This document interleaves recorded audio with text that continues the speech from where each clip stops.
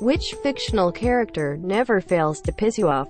Percy Wetmore, that sniveling, sadistic bitch of a prison guard who didn't wet the sponge during the execution in the Green Mile. The guy who played him turned into quite a freak show in real life too. Umbridge. The lesson I learned from that character, as a writer, is that audiences respond much more viscerally to unfairness than they do to straight-up evil. Voldemort kills people, but he's not on this list. Umbridge abuses her power and changes the rules and is just plain unfair. And she's at the top of the list. The difference is applicability. People like Voldemort do exist, however. Most of us will probably never meet someone like him in our lives. Most of us have not experienced the kind of evil people like him perpetuate. Everyone has met someone like Umbridge. We're all very familiar with the kind of evil she perpetuates, and that makes her feel more real, causes a greater reaction. I dislike Umbridge more because she is a somewhat benign compared to the Voldemorts of the world. But she embodies a more common evil. Often the Voldies are mistreated and disaffected outliers, whereas we all have met people like Umbridge who hold good people down for basically nothing. And in many cases, you can credit people like her for making people like Voldemort. People like Umbridge gatekeep success. They perpetuate misery and mediocrity, and they hold back society on a grand albeit dull scale. They ruin just as many lives with 1,000 paper cuts as an Avada Kedavra and so often get away with it. It felt good that for once someone didn't. Fuck Dolores Umbridge. Manny from Diary of a Wimpy Kid. Fucking, I'm only FWEE, looking cunt. Remember that one time the family almost froze to death and were left without food simply because Manny didn't learn how to tie his shoes? Yes. Dude was literally willing to let his family starve and freeze and possibly die because of that. Dude may be only 3, but he is fucking evil kid. Mr. Poe from Lemony Snicket's A Series of Unfortunate Events. He's not exactly the villain, but God is he useless.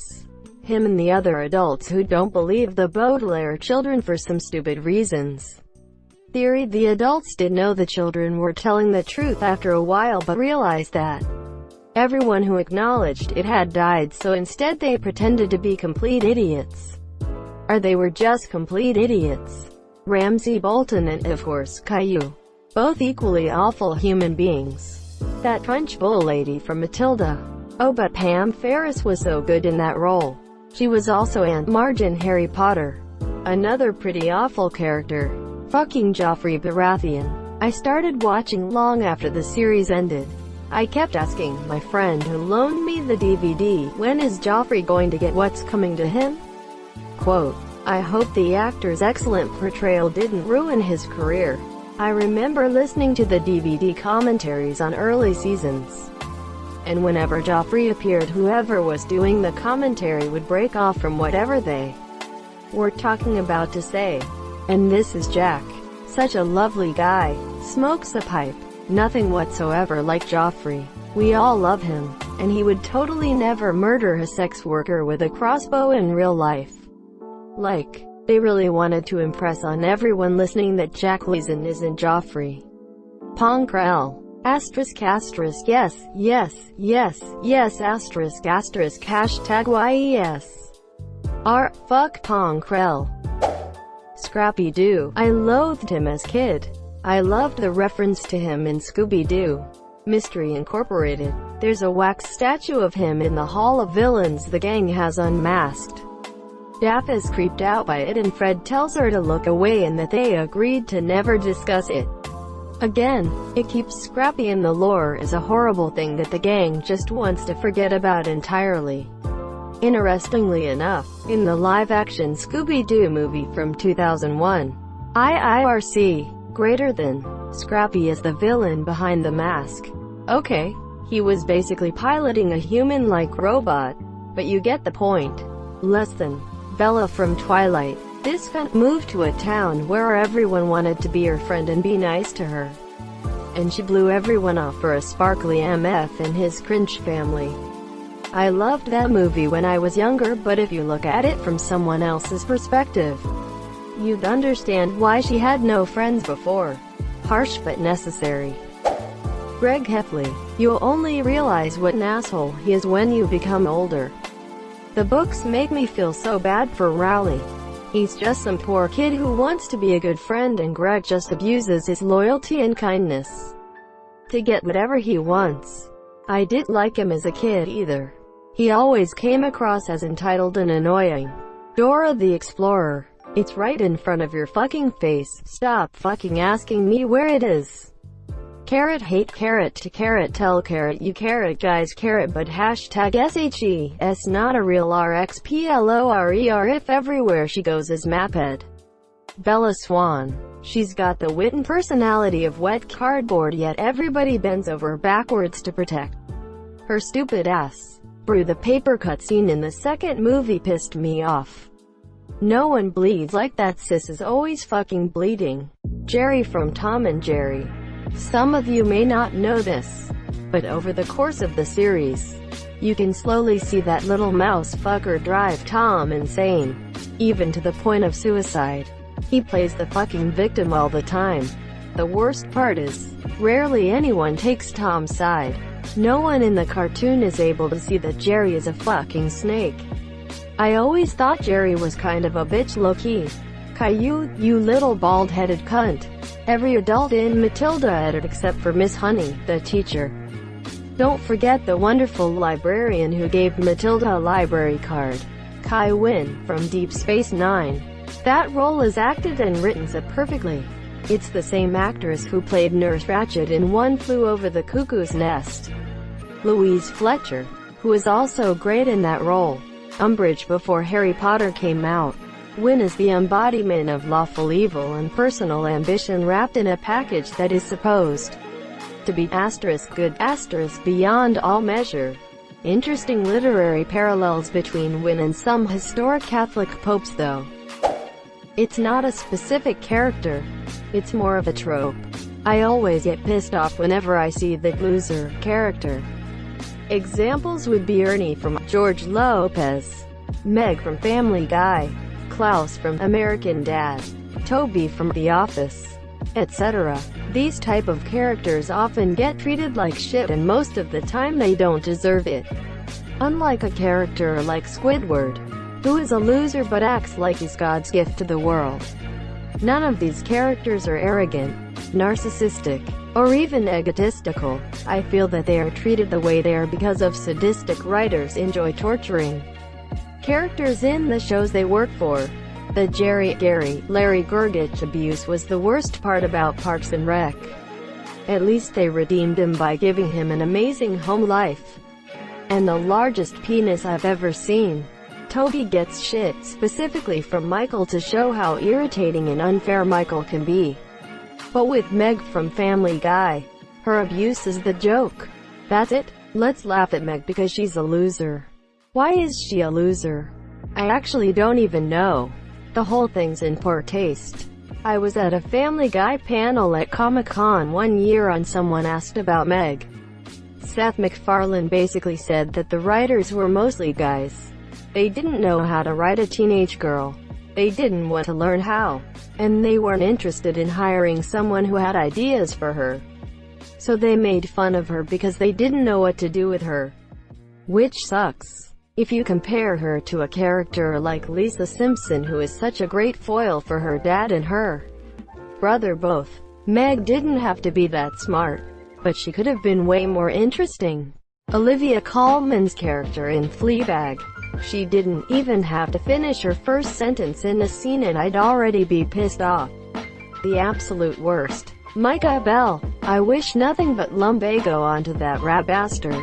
They made a character with absolutely no redeeming qualities.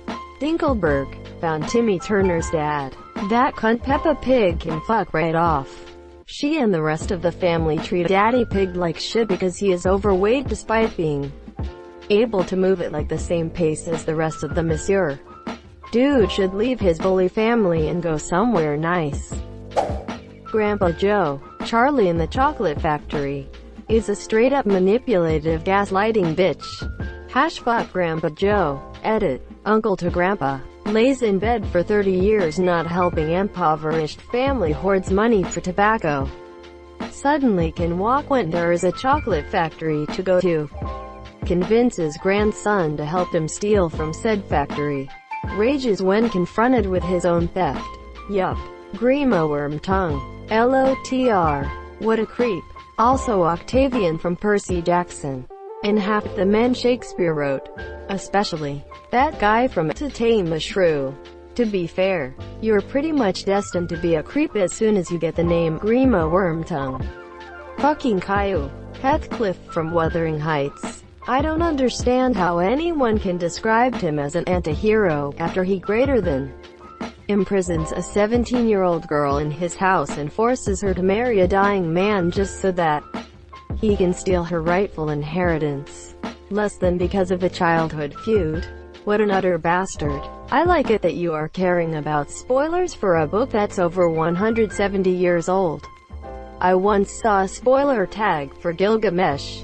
If you count greater than Isabella Linton, he imprisons 2 young girls and forces them to marry people. Less than because of a childhood feud. And don't forget the greater than necrophilia. Less than Piper Chapman from OITNB. I feel like there were other characters who were way more fascinating and better developed, and she was just the rich, whiny, white lady that did absolutely nothing. Also, they absolutely drop her development like 3 seasons in. They fully just go, alright, this is all you get. Everyone else evolves but this one. Quote, Piper is pretty clearly intended to be hated at the beginning, and you get the hope of her becoming a less naive and entitled person. But then they drop that and you never stop hating her. Peppa Pig, entitled Little Shit. I won't let my kids watch it. I'm loving how many people feel so strongly about this little animated pig. She fucking sucks. Dude, it's a show for little kids where the main character acts like a dick and never faces any kind of punishment. Plus her face looks like a cock and balls. Lester on GTA 5. If he calls me about the casino heist one more time, I'm punching him in the dick. Edit. And you know what? I fucking hate Bryony and her dumb arena shit. I'll do arena when I fucking want to. Packer in the office. Horrible, offensive, unfunny. Surprised I had to scroll so far to find this.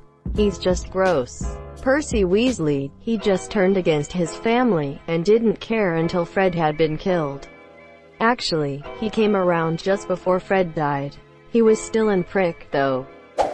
There's a little cartoon rabbit called Bing. He is the whiniest little shit ever to exist. Stupid bunny. It's a Bing thing. Fuck off. Walter White. From the perspective of someone who ran out of sympathy for him halfway through Breaking Bad, is mostly show where Walt's ego drives him to make decisions that turn bad situations worse. You were supposed to stop having sympathy towards like the end of the first season. Walter White is not a man to be admired, but it was still some damn good writing. Exactly. As the show goes on, he becomes a progressively bigger and bigger monster. You're not supposed to like him. The creeping realization that Walter was always a bitter, cruel, angry man was one of the things I really appreciated about Breaking Bad.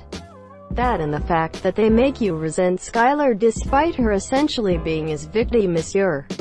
It was clever, realistic, and gave you a different perspective on rewatching. First time through I was rooting for Walter all the way, but on a rewatch a year or 2 later I couldn't stomach the guy. I'm currently rewatching it, probably since maybe 4 years ago. I still hate Skylar from the get-go. Walt I liked most of the way last time, but I stopped liking him on season 2 this time. Jesse though, oh my, I just want to take him out of the situation and make it all better. It's like watching a puppy get kicked over and over. It's so horrible. All he wants is someone to accept him as he's and enjoy his company. Have you watched El Camino yet? It's all about Jesse and I thought it was pretty good. I did, but just didn't enjoy it. I might watch it at the end regardless. Octavian from Heroes of Olympus. Spoiler, greater than, his death was so satisfying. Less than, Rick Riordan really goes all out when it comes to killing off characters. in the current series greater than. He starts killing off main characters that are heroes less than, which is rough. Thank you so much for watching and have a good day.